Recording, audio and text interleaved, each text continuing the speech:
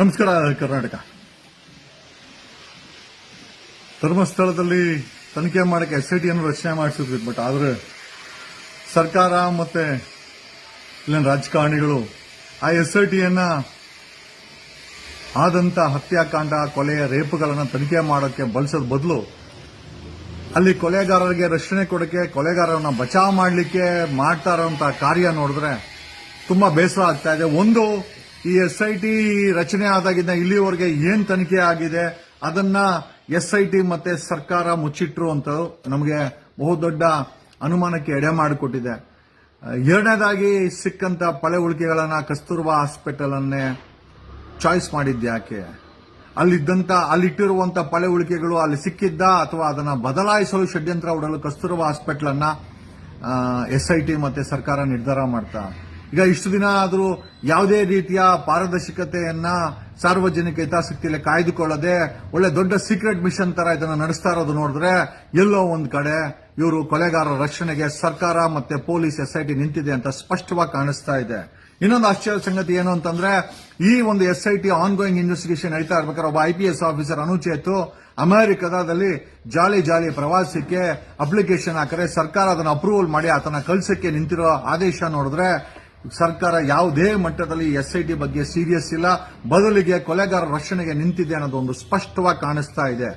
ಸಿಕ್ಕಿದ್ದು ಎಷ್ಟು ಪಳೆ ಉಳಿಕೆ, ಅವುಗಳನ್ನ ರಕ್ಷಣೆ ಮಾಡಕ್ಕೆ ಅಲ್ಲಿಟ್ಟಿದ್ದೀರಾ ಅಥವಾ ಅದನ್ನ ಬದಲಾಯಿಸಿ ಸಾಕ್ಷಿಗಳನ್ನ ನಾಶ ಮಾಡಲಿಕ್ಕೆ ಅಲ್ಲಿಟ್ಟಿದ್ದೀರಾ ಅನ್ನೋ ಪ್ರಶ್ನೆ ಕಾಡ್ತದೆ. ಟೆಕ್ನಾಲಜಿ ಬಳಸ್ರಪ್ಪ, ಸೂಕ್ಷ್ಮವಾಗಿ ಪಳವಳಿಕೆ ವಾಪಸ್ ತೆಗೀರಿ ಅಂದ್ರೆ ಇಲ್ಲ ಗುರು, ನಾವು ತೆಗೆಯೋದೇ JCBನಲ್ಲಿ ಪೋಕ್ಲಿನಲ್ಲಿ ನಮ್ಗೆ ಇಷ್ಟ ಬಂದಂಗೆ ಮಾಡ್ತೀವಿ ಅಂತ ಹೇಳುವಂತ SIT, ನಡೆಯುವಂತ SIT, ಮಾಡ್ತಾರೋ ತನಿಖೆಯನ್ನ ಬಚ್ಚಿಟ್ಟಿರುವಂತ SIT, ಅದನ್ನ ಪಾರದರ್ಶಕವಾಗಿ ಮಾಡದೆ ಆ ಒಂದು ಬಚ್ಚಿಟ್ಟಿ ಸೀಕ್ರೆಟ್ ಆಗಿ ಮಾಡ್ತಾರಂತ ಕೆಲಸಕ್ಕೆ ಸಪೋರ್ಟ್ ಮಾಡ್ತಾರಂತ ಸರ್ಕಾರ ಮತ್ತೆ ಊಹಾಪೋಹಗಳಿಂದ ಜನರನ್ನ ದಿಕ್ಕಿಸುತ್ತಿರುವಂತ ಒಂದಷ್ಟು ಮಾಧ್ಯಮಗಳು, ಓಡಾಡುತ್ತಿರುವ ಕೊಲೆಗಾರರು ಹಂಚುತ್ತಿರುವ ಸಾವಿರಾರು ಕೋಟಿ ಹಣ, ಕೆಲವು ಮಾಧ್ಯಮಗಳಿಗೆ ಬಂದಂತ ಬ್ರೀಫ್ ಕೇಸ್ಗಳು, ಒಂದಷ್ಟು ಜನರಿಗೆ ಪ್ರೊಟೆಸ್ಟ್ ಮಾಡಲಿಕ್ಕೆ ಕೊಟ್ಟಂತ ಹಣ, ಈ ಎಲ್ಲಾ ಮಾತುಗಳು ಚರ್ಚೆಯಾಗ್ತಾ ಇದೆ.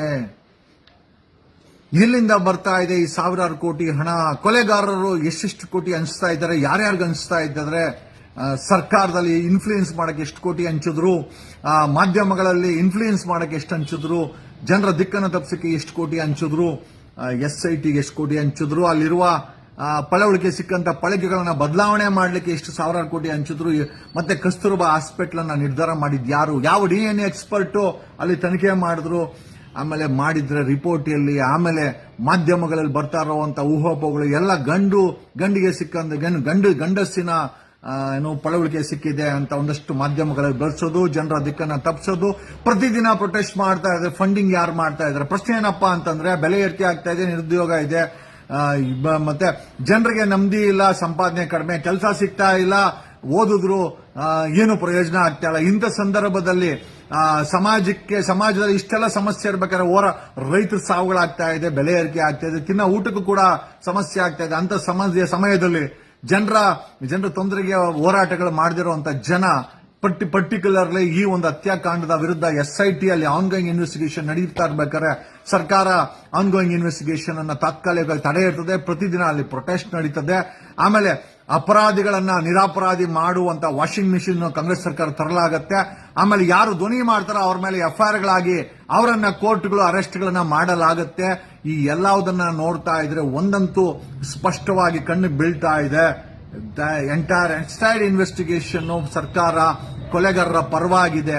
ಹಾಗಾಗಿ ಉಳಿದಿರುವಂತ ಒಂದೇ ಒಂದು ದಾರಿ ಅಂತಂದ್ರೆ ಸುಪ್ರೀಂ ಕೋರ್ಟ್ಗೆ ಮೊರೆ ಹೋಗೋದು. ಇಂದು ನಮ್ಮ ವಕೀಲರ ಟೀಮು ಸುಪ್ರೀಂ ಕೋರ್ಟ್ಗೆ ಒಂದು ಪೆಟಿಷನ್ ಅನ್ನ ಇಮೇಲ್ ಮುಖಾಂತರ ಮತ್ತೆ ಸ್ಪೀಡ್ ಪೋಸ್ಟ್ ಮುಖಾಂತರ ಕಳಿಸಿಕೊಟ್ಟಿದ್ದೇವೆ. ಒಂದು, ಈ ಆನ್ಗೋಯಿಂಗ್ SIT ಇನ್ವೆಸ್ಟಿಗೇಷನ್ ಅನುಮಾನಾಸ್ಪದವಾಗಿದೆ. SIT ಅವರೇ JCBಗಳನ್ನ, ಪೋಕ್ಲೇನ್ಗಳನ್ನ ಬಳಸಿ ಅಲ್ಲಿದ್ದಂತ ಎವಿಡೆನ್ಸ್ಗಳನ್ನ ನಾಶ ಮಾಡಿದ್ದಾರೆ. ಸಿಕ್ಕಂತ ಎವಿಡೆನ್ಸ್ಗಳನ್ನ ಕಸ್ತೂರ್ಬಾ ಹಾಸ್ಪಿಟಲ್ ಅಲ್ಲಿ ಪ್ರೊಟೆಕ್ಟ್ ಮಾಡ್ತಾ ಇದ್ದೀವಿ ಅಂತ ಹೇಳೋ ನೆಪದಲ್ಲಿ ಅಲ್ಲೂ ಕೂಡ ಆ ಒಂದು ಪಳವಳಿಕೆಗಳನ್ನ ಬದಲಾವಣೆ ಮಾಡಿದ್ದಾರೆ ಅನ್ನೋ ಅನುಮಾನಗಳು ನಮ್ಗೆಲ್ಲರಿಗೂ ಮೂಡ್ತಾ ಇದೆ. ಜೊತೆನಲ್ಲಿ ಪದೇ SIT ಡಬ್ಬಾ ಇನ್ವೆಸ್ಟಿಗೇಷನ್ ಏನೂ ಸಿಕ್ಕಿಲ್ಲ. ಆಮೇಲೆ ಕಂಪ್ಲೇಂಟ್ ಅನ್ನ ಅರೆಸ್ಟ್ ಮಾಡ್ತಾ ಇರೋದು, ಧ್ವನಿ ಮಾಡಿದವರ ಮೇಲೆ FIRಗಳನ್ನ ಮಾಡಿ ಜೈಲು ಕಳಿಸ್ತಾ ಇರೋದು, ಇಡೀ ಒಂದು ಮಾಧ್ಯಮದ ವರ್ಗ 1,500 ಕೋಟಿ ಈಸ್ಕೊಂಡು ಸುಳ್ಳು ಸುದ್ದಿಗಳನ್ನ ಪ್ರಸಾರ ಮಾಡ್ತಾ ಇರೋದು, ಪ್ರತಿದಿನ ಅಲ್ಲಿ ಪ್ರೊಟೆಸ್ಟ್ ಮಾಡಕ್ಕೆ ಫಂಡಿಂಗ್ ಮಾಡ್ತಾ ಇರೋದು, ಈ ಎಲ್ಲಾ ಕಾರ್ಯಗಳನ್ನ ನೋಡಿದ್ರೆ ಕೊಲೆಗಾರ ಮತ್ತು ಈ ಹತ್ಯಾಕಾಂಡಕ್ಕೆ ಸಂಬಂಧಪಟ್ಟಂತರು ತುಂಬಾ ಪ್ರಭಾವಶಾಲಿಗಳು, ತುಂಬಾ ಪ್ರಭಾವನ ಮೀರ್ತಾ ಇದ್ದಾರೆ.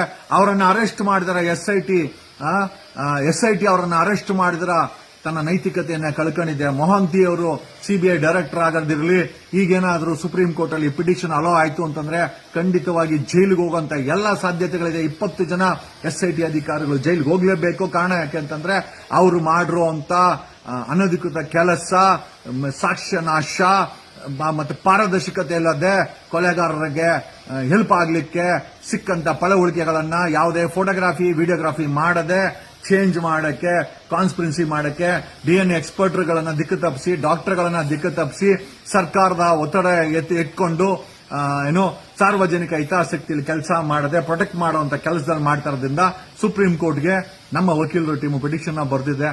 Definitely we will fight this. Okay, ಬರಬಾರ್ದಾಗಿತ್ತು, ಬಂದ್ಬಿಟ್ಟಿದ್ದೀವಿ. Definitely we will fight this. ನಾನು ಹೆಚ್ಚಾಗಿ ಏನು ಹೇಳಕ್ ಇಷ್ಟಪಡೋದಿಲ್ಲ. Now the entire matter is before the supreme court. ನನಗೆ ಗೊತ್ತಿದೆ, ನಾನೊಬ್ಬ ಸಣ್ಣ ವಕೀಲ, ನಾನೊಬ್ಬ ಸಣ್ಣ ವ್ಯಕ್ತಿ, ಆದರೂ ಕೂಡ ನನ್ನ ಕೈಲಾದಂತ ಪ್ರಾಮಾಣಿಕ ಪ್ರಯತ್ನ ಮಾಡ್ತಾ ಇದ್ದೀನಿ. The pen is my weapon. ನಿಮ್ಮೆಲ್ಲರ ಧ್ವನಿ ಈ ಜಾಗದಲ್ಲಿ ಇರುತ್ತೆ ಅಂತ ನಂಗೆ ಚೆನ್ನಾಗಿ ಗೊತ್ತಿದೆ. ಸುಜಾತಾ ಭಟ್ಟನ್ನ ಹುಚ್ಚಿ ಮಾಡಿಕೊಟ್ರು, ಒಂದಷ್ಟು ಜನ ಧ್ವನಿ ಎತ್ತದವ್ರ ಮೇಲೆ ಕೇಸುಗಳನ್ನು ಹಾಕಿ ಜೈಲಿಗೆ ಹಾಕಿದ್ರು, ನನ್ನ ಮೇಲೆ ಕೇಸ್ ಹಾಕಿ ಅರೆಸ್ಟ್ ಮಾಡಿದ್ರು. ಈಗ ಅವನ ಕಂಪ್ಲೇನೆಂಟನ್ನ ಅವನೊಬ್ಬ ದೊಡ್ಡ ಫ್ರಾಡೋ ಅಂತೇಳಿ ಅವನನ್ನೇ ಅರೆಸ್ಟ್ ಮಾಡಿದ್ದಾರೆ. ಏನ್ ಬಂತ್ರಿ? ಸರ್ಕಾರ ಅಪರಾಧಿಗಳನ್ನ ನಿರಪರಾಧಿ ಮಾಡ್ತಾ ಇದೆ, ಮತ್ತೆ ಧ್ವನಿ ಮಾಡೋರ್ನ ಅಪರಾಧಿ ಮಾಡುವಂತ ಕೆಲಸಕ್ಕೆ ಖುದ್ದು ಸರ್ಕಾರ, SIT, police, government machinery, Congress ಸರ್ಕಾರ ನಿಂತರೆ ನ್ಯಾಯ ಎಲ್ಲಿ ಸಿಗುತ್ತೆ? ಎಲ್ಲಿದೆ ನ್ಯಾಯ? ಎಲ್ಲಿದೆಯೋ ನ್ಯಾಯ ಅಣ್ಣ, ಎಲ್ಲಿದೆಯೋ ನ್ಯಾಯ? ಬಡವನು ನ್ಯಾಯವ ಕೇಳುವುದೇ ಅನ್ಯಾಯ. ಬಟ್ ಈ ದೇಶದಲ್ಲಿ ಸಂವಿಧಾನ ಬದುಕಿದೆ. ಈ ದೇಶದಲ್ಲಿ ಕೋರ್ಟ್ಗಳ ಮೇಲೆ ಇನ್ನೂ ನಂಬಿಕೆ ಜನಕ್ಕೆ ಹೋಗಿಲ್ಲ. ಡೆಫಿನೆಟ್ಲಿ ಸುಪ್ರೀಂ ಕೋರ್ಟ್ ಇದರ ಮೇಲೆ ವಿಷಯ ಮಾಡ್ತಾ we have filed it and ಪ್ಯಾರಲಿ ನಮ್ಮ ಡೆಲ್ಲಿ ಟೀಮ್ ಇದನ್ನ ಮಾನಿಟರ್ ಮಾಡ್ತಾ ಇದೆ. They are supporting all this. Thanks a lot. ಇಷ್ಟು ನನ್ನ ಕೈಲಿ ಎಷ್ಟು ಸಾಧ್ಯ ಆಗುತ್ತೋ ನಾನು ಮಾಡ್ತಾ ಇದ್ದೀನಿ. ಮಿಕ್ಕದ್ದು ಮೇಲೆಯವ್ರನ್ನ ಇಚ್ಛೆಗೆ ಬಿಟ್ಟಿದ್ದು. Thank you Karnataka.